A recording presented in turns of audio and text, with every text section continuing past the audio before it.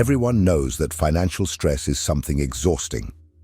But what few understand, and what Dr. Gabor Maté reveals with surgical precision, is that this constant pressure is not just an emotional challenge or a consequence of adulthood. It is, in fact, a silent and everyday form of self-annihilation, a torture that leaves no visible marks, but corrodes the nervous system, weakens the immune system, and slowly reprograms the body for disease. Financial stress, from Maté's perspective, is not merely an economic issue. It is a continuous, invisible trauma that seeps into the deepest layers of human biology. Imagine living with the permanent feeling that the ground could disappear at any moment, that if an unexpected bill arises, everything collapses. This feeling is not just psychological. It puts the entire body in a state of constant alert. The nervous system goes into survival mode. Cortisol and adrenaline are released day after day, hour after hour, until they become part of the backdrop of existence. And what does this mean in practice? It means that the body begins to shut down functions considered non-essential for immediate survival. Digestion, cellular regeneration, balanced hormonal production, immunity. Everything is suppressed in the name of urgency. Everything is sacrificed so that the body can fight or flee, even if there is nowhere to run. According to Maté, this state of continuous hypervigilance creates what he calls a cycle of chronic inflammation, a state where the body never rests, never recovers, never returns to balance. And when this becomes routine, as is the case for millions of people living under financial insecurity, the consequences are devastating. Autoimmune diseases, cancer, depression, debilitating anxiety, deep exhaustion, premature aging. But perhaps the most perverse aspect of all this is not just the physical impact, it is the emotional conditioning that accompanies this reality. The mind of someone living in scarcity begins to operate in survival mode as well. Strategic thinking gives way to panic. Creativity disappears. Decisions are made based on fear. And, like a vicious cycle, this generates more poverty, more anguish, more mistakes. The individual begins to identify with their condition. If I have no money, then I have no value. This is the lie that settles in and slowly destroys the psyche. This video is not about finances. It is about trauma. It is about biology. It is about the price we pay every day for living in a system that teaches us that we only deserve rest, health, and dignity if we can pay for them. Dr. Gabor Maté's analysis is not a conspiracy theory or a philosophical abstraction. It is a well-founded diagnosis built over decades of working with real people, with real illnesses whose roots were not only in genetics or lifestyle, but in unrecognized emotional stress, especially that caused by constant insecurity. If you feel like you are always chasing after something, always on the brink of collapse, always trapped in a cycle of anxiety and fear because of money, this video is for you. And not just to explain why you feel this way, but to show what can be done before the body definitively says no. Financial stress is not just a mental burden. It is an attack on the entire body.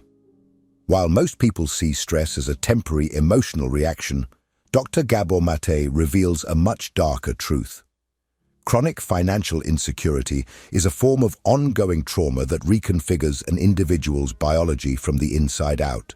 It is not a metaphor. It is chemical, it is neurological, it is immunological, and most alarmingly, it becomes normalized.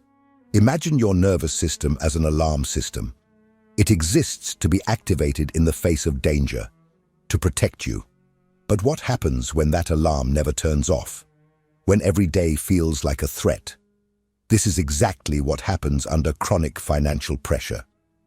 The nervous system gets stuck in what Maté describes as a state of constant sympathetic activation. In other words, your body remains in fight or flight mode 24 hours a day. And in that state, the body begins to make terrifying sacrifices. Digestion, suppressed. The ability to regenerate cells, reduced. Immune function, compromised. Why? Because the brain understands that immediate survival is more important than long-term maintenance. Your body starts to function biologically geared towards emergencies, not to live in balance. But here's the problem. The emergency never ends. The unpaid bill, the rising rent, the constant feeling of, I'm one unexpected expense away from collapse. Your body interprets all of this the same way it would interpret a lion chasing you in the jungle. The difference is that the lion eventually goes away. But your bank account, your job insecurity, your debts, those remain.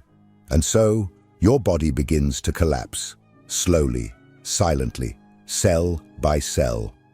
Maté's work in psychoneuroimmunology, the science that studies how the mind, brain, and immune system interact, reveals that these internal states of tension are not abstract. After years of working in palliative care and family medicine, he observed how people exposed to prolonged financial stress exhibited elevated cortisol levels, persistent inflammation, and even changes in gene expression. Yes, stress not only affects how you feel, it affects how your cells behave. Worse still, this internal state of threat alters your way of thinking. It modifies the architecture of the brain, especially the prefrontal cortex, the area responsible for logical reasoning, decision-making, and long-term planning. Under stress, this area becomes less active. The brain then begins to prioritize survival instincts, impulsivity, escape, immediate decision-making. You become more reactive, more emotionally unstable, less able to pause, reflect, and act with awareness. And this creates a perfect trap. Your own biology makes it harder to make good decisions precisely when those decisions are most needed. However, there is something even more insidious. When your nervous system constantly lives on the edge, your brain begins to associate money with safety. Not just practically, but in a primitive, instinctive sense of survival. This means that every financial setback is felt as a life-threatening event, and every time you fail financially, your body reacts as if it has failed to survive. It is no longer just about money. It is about existential survival. It is at this level that this conditioning operates. So, if you have ever wondered why you feel so trapped, so tired, so anxious all the time, even when apparently nothing bad is happening, it may be because your body still hasn't realized that the war is over. It is still fighting. It is still preparing for impact. It is still waiting for the worst. But the most dangerous part. This stress does not just live in the mind. It lives in the body, in the form of inflammation, disease, and eventually physical collapse. And this leads us to an inevitable question. What happens when this internal war never ends? In the next part, we will explore how this chronic activation turns into a self-destructive cycle and why, over time, it manifests as illness. If this content is making sense to you, click the subscribe button and subscribe to the channel. Thank you for your support. Once the body is hijacked by financial fear, the mind does not escape unscathed. In fact, according to Dr. Gabor Maté, the most devastating effects of chronic financial stress are not just biological, they are psychological. They manifest in the way we think, how we react, and especially in how we make decisions. And this is where the paradox lies. The more desperate we become to escape scarcity, the more we behave in ways that keep us trapped within it. This is what Maté calls the scarcity mindset, a psychological cycle born from prolonged stress that distorts reality. This mindset not only influences how you view your finances, it becomes the lens through which you see everything. When you are in survival mode, your brain is not wired for logic, balance, or creativity. It is wired to detect threats. Every decision becomes a response to fear, not to possibility. Under this spell, people begin to sabotage their own path. They take out loans with exorbitant interest out of panic, not strategy. They skip meals to save money and end up compromising their health, resulting in medical costs they cannot afford. They work themselves to exhaustion, believing that resting is a luxury, not a biological necessity. They ignore opportunities for growth or learning because they are too busy trying to survive the now. And perhaps most tragically, they come to believe that they themselves are the problem, that if only they worked harder, were more disciplined, smarter, more in control, they wouldn't be in this situation. But that is a lie created and sustained by the physiology of fear. Studies show that under continuous economic pressure, cognitive performance drops drastically. Working memory is impaired, impulse control weakens, vulnerability to addiction increases. People become more prone to compulsive behaviors and much less able to think long-term. The human brain under stress literally loses access to the resources it needs to solve the very problem that is causing the stress. Maté makes it clear, this is not a character flaw, it is a survival adaptation. Your brain is doing exactly what it was designed to do, protect you in the midst of a crisis. The problem is that in the modern world, the crisis never ends. Rent is due every month. Jobs are never completely secure. Bills keep coming. And so, we never escape this mental state. We get stuck in a cycle of immediate thinking, driven by anxiety, unable to imagine a different life. Worse still, the scarcity mindset feeds back into itself. Fear reduces your options. With fewer options, your choices become more desperate. And the more desperate you get, the scarcer the possibilities seem. You start seeking quick fixes, immediate loans, risky bets, exhausting work shifts, all in search of momentary relief. But that relief never lasts. It's like trying to put out a fire by fanning the flames. And as this pattern deepens, something begins to break inside. You stop dreaming, you stop planning, you stop believing that change is possible. You become emotionally numb or trapped in cycles of anxiety and depression. That inner voice that once said, "Keep trying," now whispers, "What's the point?" You not only lose financial stability, you lose your sense of identity. And here's the cruelest twist. This entire cycle is invisible to the outside world. On the outside, you may appear lazy, impulsive, unmotivated. People judge your choices without understanding that you are not operating from clarity. You are operating from chronic trauma. So the inevitable question is, what happens to a body and a mind trapped in this state for years? What is the cost over time, not just in your thoughts and habits, but in your organs, in your immune system, in your physical health? In the next part, we will explore the biological price of remaining in this cycle, and how chronic financial stress quietly opens the doors to disease. You might think that stress is just an emotion, a feeling of pressure, anxiety, urgency. But what Gabor Maté exposes with brutal clarity is that stress, especially financial stress, is much more than a fleeting sensation. It is a physiological event. It reorganizes how your body functions at all levels, and when it becomes chronic, it becomes lethal. One of the most shocking revelations in Maté's research is how persistent and unresolved stress directly leads to disease. And not in a vague or metaphorical way, but through specific and measurable biological processes. Chronic financial stress triggers a hormonal cascade, starting with the overproduction of cortisol, the primary stress hormone in the body. Cortisol is useful in emergency situations. It provides energy, sharpens focus, prepares the body to act. But when it remains elevated for too long, it becomes toxic. Over time, high levels of cortisol weaken the immune system. They reduce the body's ability to fight infections, slow down the healing process, and increase vulnerability to viruses, bacteria, and even cancer. But that is just the beginning.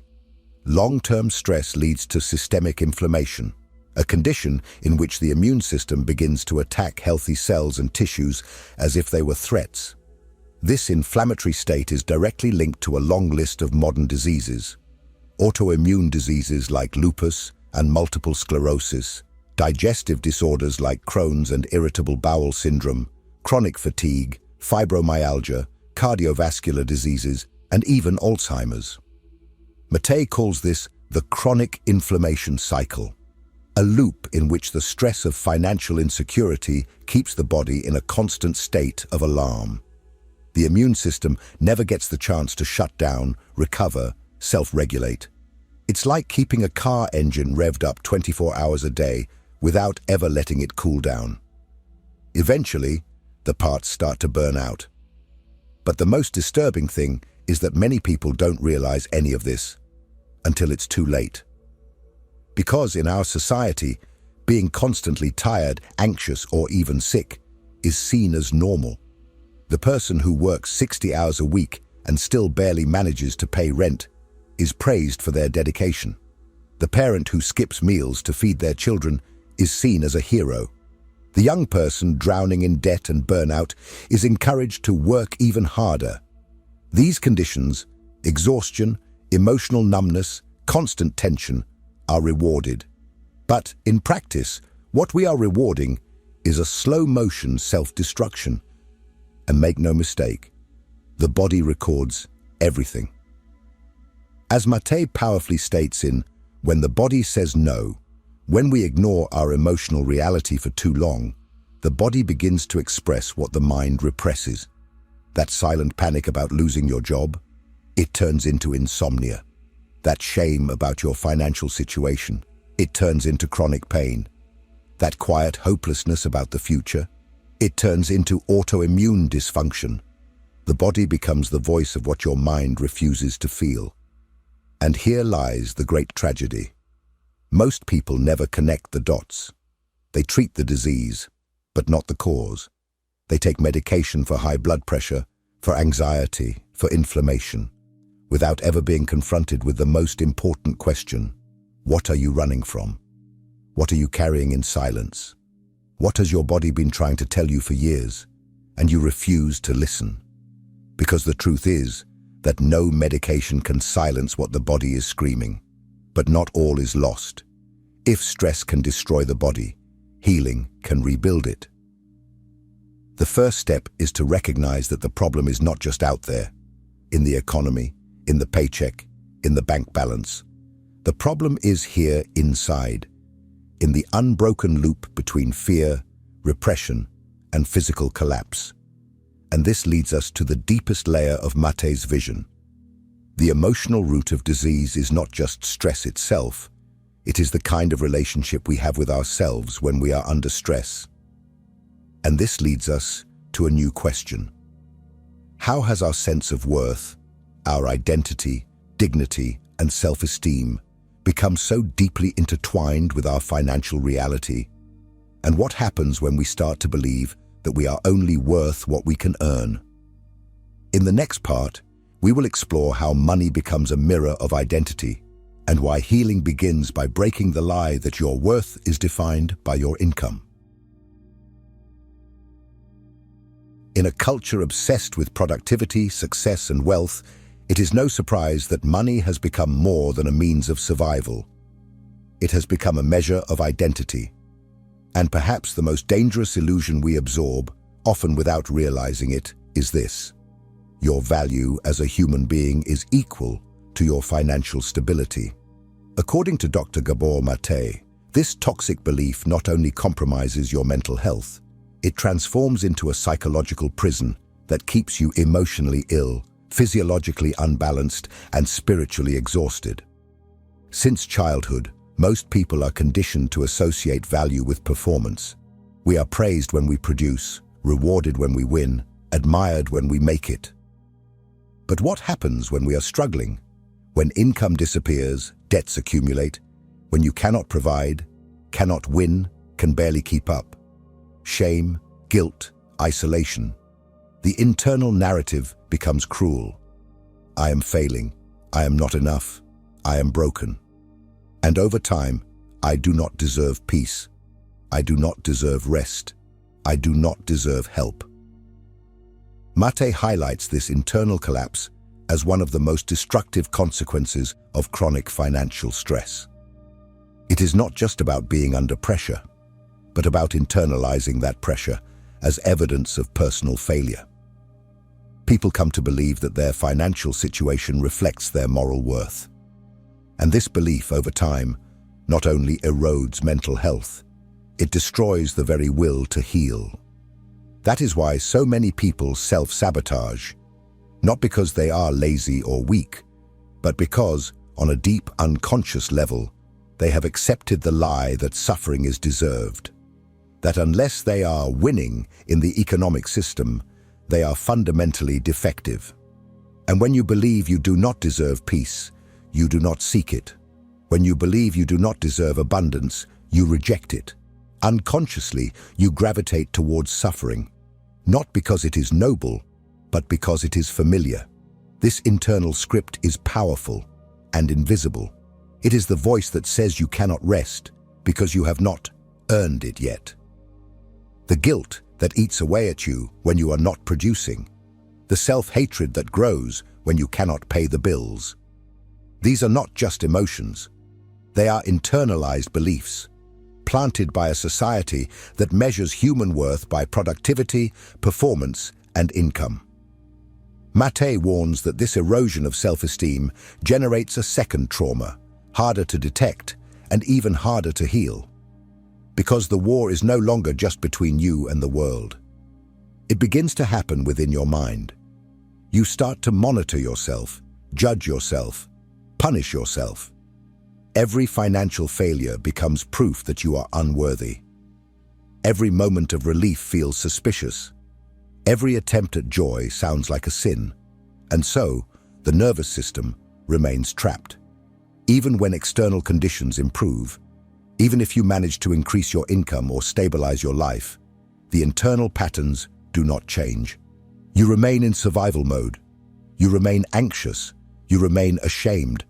Because deep down, you have fused your identity with your bank statement. And until that bond is broken, true healing will remain out of reach. This is where Maté's work becomes revolutionary. He does not propose just a change in circumstances, but a transformation of the self, a radical break between self-esteem and financial success.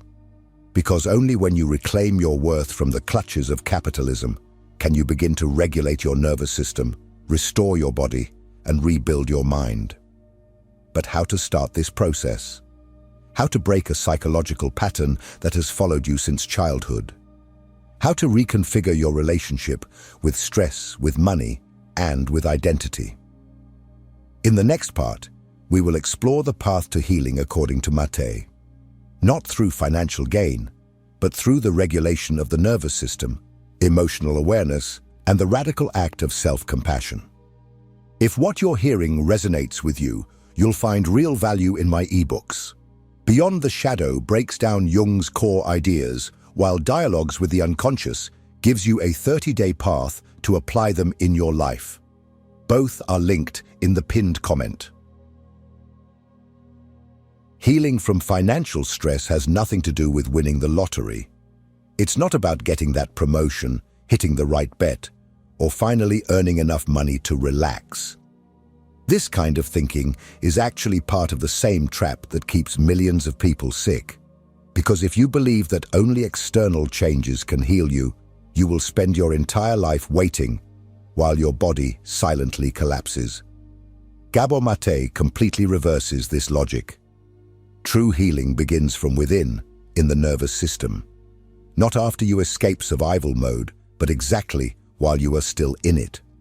Why? Because the body does not respond to numbers in a bank account, it responds to the perception of safety. And the tragedy is that many people, even when they are no longer in immediate financial danger, continue to live as if they are. Breathing remains shallow, muscles stay tense, thoughts spin in cycles of fear, decisions are still made in panic, not in presence.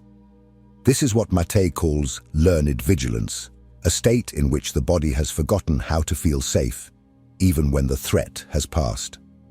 To break this pattern, Maté proposes a radical shift.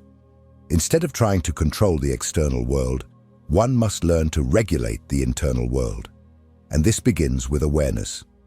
Before changing your habits, your job, or your financial plan, you first need to observe your nervous system, how it reacts to uncertainty, how it panics in the face of discomfort, how it shuts down in the face of choices. You need to become deeply intimate with your internal landscape. This is not easy. Many people have spent their entire lives disconnected from their own bodies. They grew up in environments where resting was seen as weakness, expressing emotions was dangerous, and taking care of oneself was selfish. They were taught to suppress, to endure, to perform. And as adults, they continue this performance, while the nervous system pleads for safety, connection, and rest.